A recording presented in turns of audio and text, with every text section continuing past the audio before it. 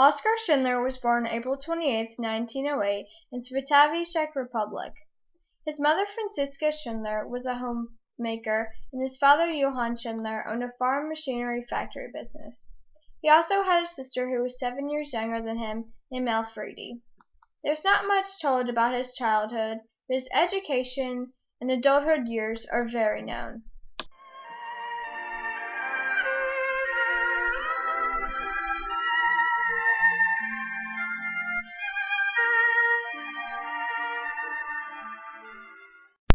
After finishing primary and secondary school, Oskar enrolled in technical school. He was expelled from tech school, however, in 1924 for forging his report card. He later graduated from tech school, but he didn't take the required exams in order to get into a university, so he took courses in Brno, Czech Republic, for machinery, chauffeuring, etc. After taking these courses, Oskar worked for his father for the next 3 years.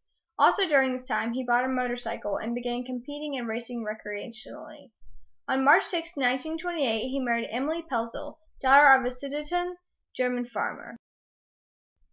Soon after his marriage, he quit working for his father and took a series of jobs, including a position at Moravian Electrotechnic and the management of a driving school. After 18 months in the Czech Army, where he rose to the rank of Lance Corporal in the 10th Infantry Regiment of the 31st Army, Schindler returned to working at Moravian Electrotechnic, which went bankrupt shortly after he began working there again.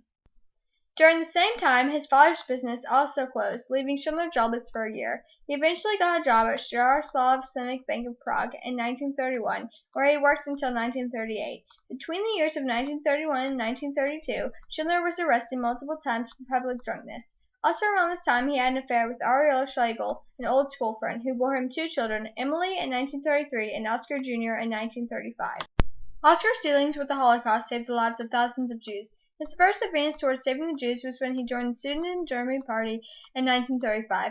He also became a spy for Abwehr, the intelligence agency service of Nazi Germany, in 1936. His tasks for Abwehr include collecting information on railways, military installations, and troop movements, as well as recruiting other spies within Czechoslovakia.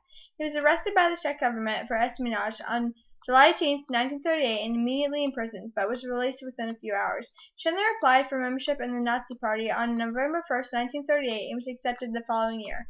After some time off to recover in Svitavy, Schindler was promoted to second in command of his Abwehr unit and relocated with his wife to Ostrava, Czech Republic in January 1939. He continued to work for Abwehr until fall of 1940. Schindler moved to Krakow, Poland in October 1939, while Emily maintained their home in Ostrava. While in Krakow, Schindler signed a lease agreement on a factory he later named the German Enamel Well Factory on November 13, 1939. The factory soon became known by the nickname Amelia. He initially hired a staff of 7 Jewish workers and 250 Polish workers. At the factory's peak in 1944, it employed around 1,750 workers, 1,000 of which were Jews. Schindler had connections that later helped him protect his Jewish workers from death and deportations. In 1941, Emily moved to Krakow to live with her husband. On March 13, 1943, several thousand Jewish people not deemed fit for work were sent to extermination camps and killed. Schindler was aware of the planned action because of his contacts and had his workers stay at the factory overnight to prevent them getting harmed. He witnessed the liquidation of the ghetto and was appalled. From that point forward, Schindler changed his mind about the Nazis. He decided to get out and save as many Jews as he could. In 1943, a concentration camp named Plazau was built near Schindler's factory, and the Nazi officials wanted him to move his factory inside of the camp.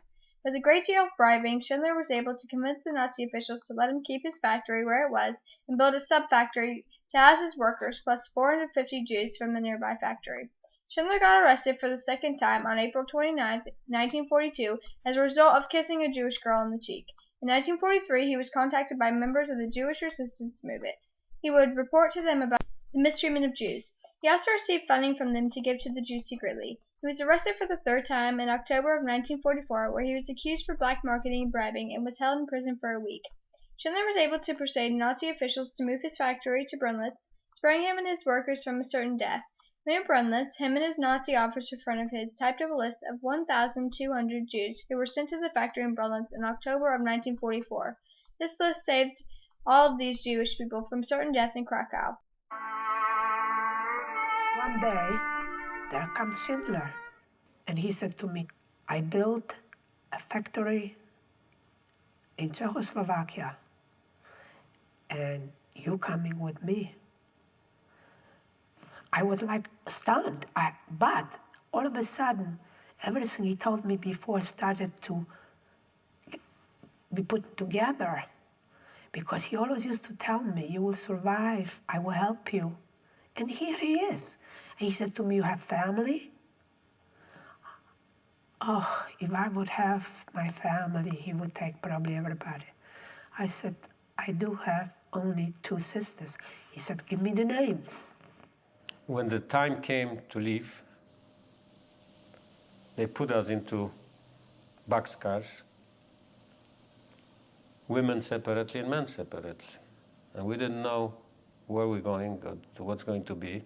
All we knew that we were on Schindler's List, and we thought that this is the best thing that could happen to us. But we still didn't trust that Schindler would persevere.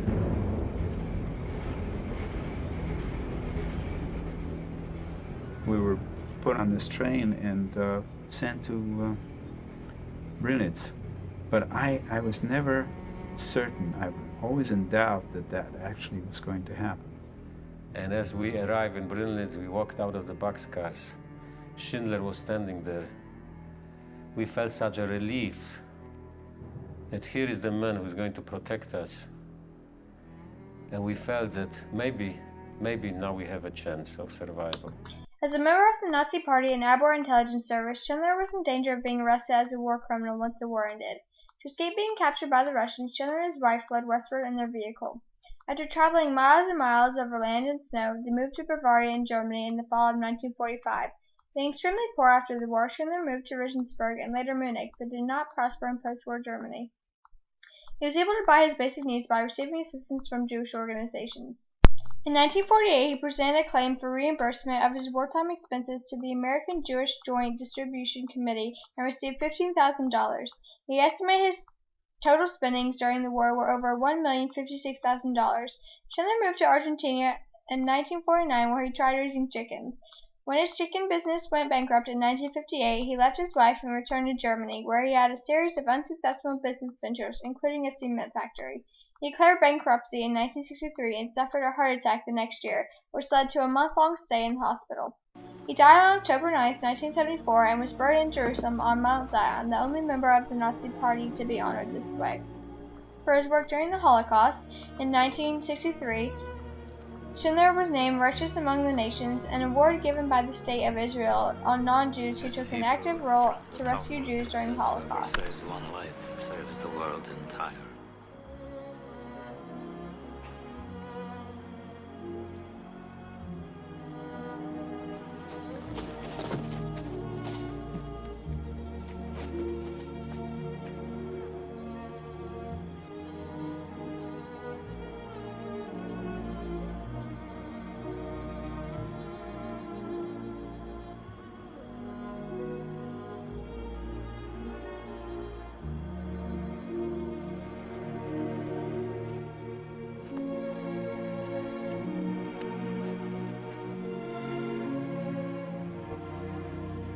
I could have got more out.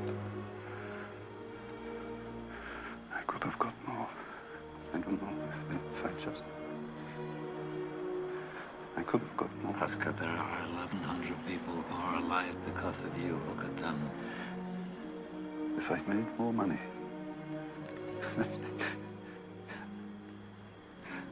I threw away so much money.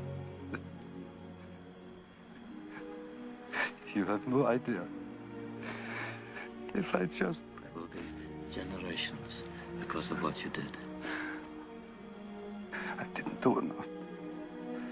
You did so much.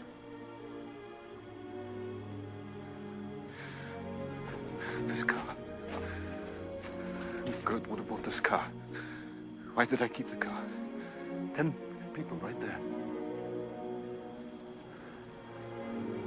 10 people. 10 more people. This pin. 2 people. This is gold. 2 more people. You would have given me 2 for at least 1. You would have given me 1. 1 more. One more person. Person stand for this. I could have got one more person, and I didn't. I didn't.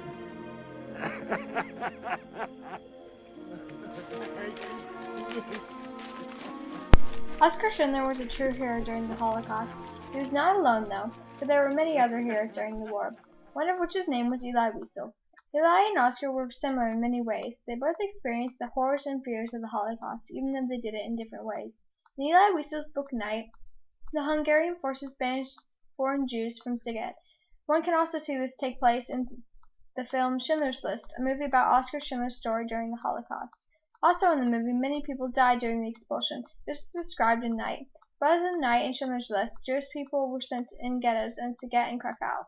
Even though both men were on two sides of the Holocaust, one being a Jew and one being a Czech spy, they both, at least at one point in their life during the Holocaust, pitied and tried to help the Jews. This just shows that even through dark times, people can still manage to shine a light in the world. Between Eli and Oskar, many Jews' lives were spared, or at least prolonged. We as a people today should forever honor these brave and courageous men for their selfless acts during such a greedy and terrifying time. Today is history. Today will be remembered. Years from now, the young will ask with wonder about this day. Today is history, and you are part of it. For 6 centuries, there has been a Jewish cracker. By this evening, those 6 centuries are a rumor. They never happened. Today is history.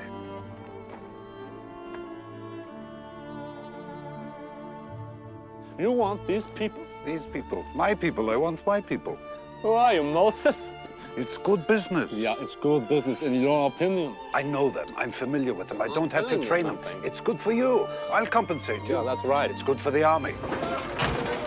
Look, all you have to do is tell me what it's worth to you. What's a person worth to you? No. What's one worth to you?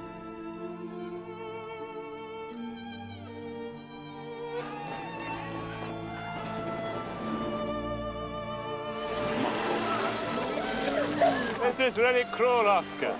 You're giving them hope. You shouldn't do that. That's cruel.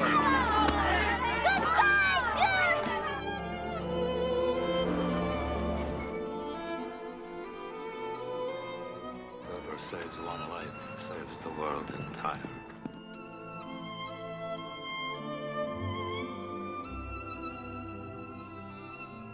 They say that no one dies here. They say your factory is a haven. They say you are good.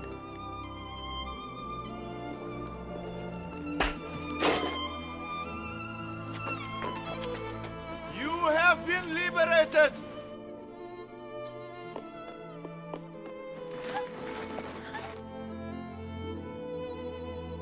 There will be generations because of what you did.